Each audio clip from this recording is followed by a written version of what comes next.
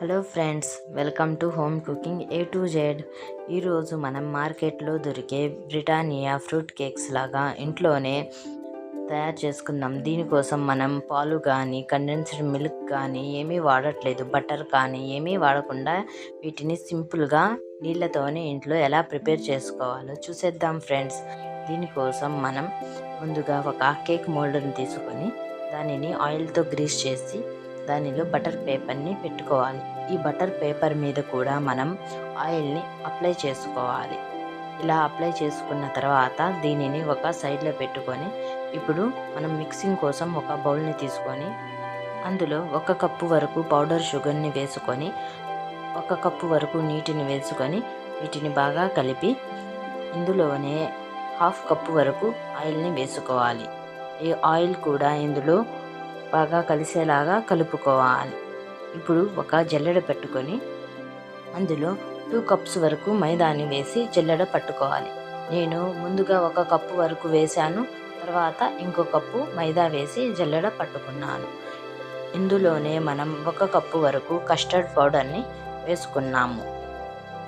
ఈ custard powder వేసుకోవడం వల్ల మనకి ఇందులో వెనిలా ఎసెన్స్ అనేవి వేయనవసరం లేదు. ఈ కస్టర్డ్ పౌడర్లోనే మనకి వెనిలా ఫ్లేవర్ అనేది వచ్చేస్తుంది.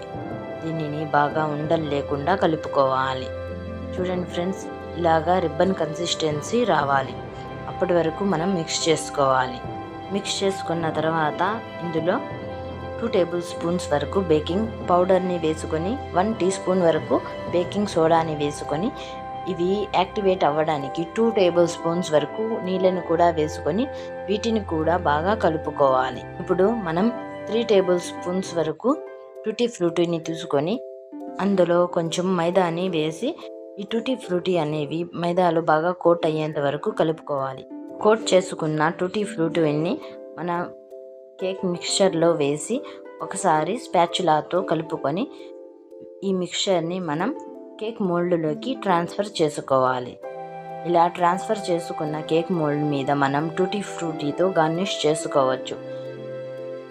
ఇప్పుడు ప్రీహీట్ చేసుకున్న ఓవెన్లో 30 మినిట్స్ లేదా 35 మినిట్స్ వరకు 180 డిగ్రీ సెంటీగ్రేడ్ మీద బేక్ చేసుకోవాలి.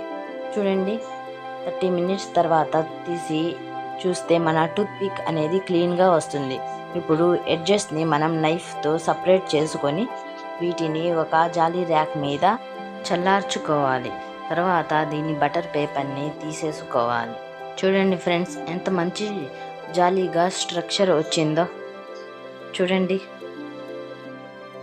ఈ వీడియో మీకు నచ్చినట్లయితే లైక్ చేయండి, మీ ఫ్రెండ్స్ అండ్ ఫ్యామిలీకి షేర్ చేయండి. ఇలాంటి మరెన్నో వీడియోస్ కోసం మా channel home cooking A to జెడ్ని subscribe చేసుకోండి. ఇప్పుడు చల్లారిపోయిన ఈ కేక్ని మనకి ఇష్టం వచ్చిన సైజులో ఇష్టం వచ్చిన షేప్లో కట్ చేసుకోవచ్చు. ఈ కొలతలు మీకు ఎక్కువ అనిపిస్తే మీరు ఇందులో సగం కొలతలతో అయినా చిన్న కేక్నైనా ప్రిపేర్ చేసుకోవచ్చు. చూసారు కదా ఎంత స్పాంజీ స్ట్రక్చర్ వచ్చిందో. Thank you for watching.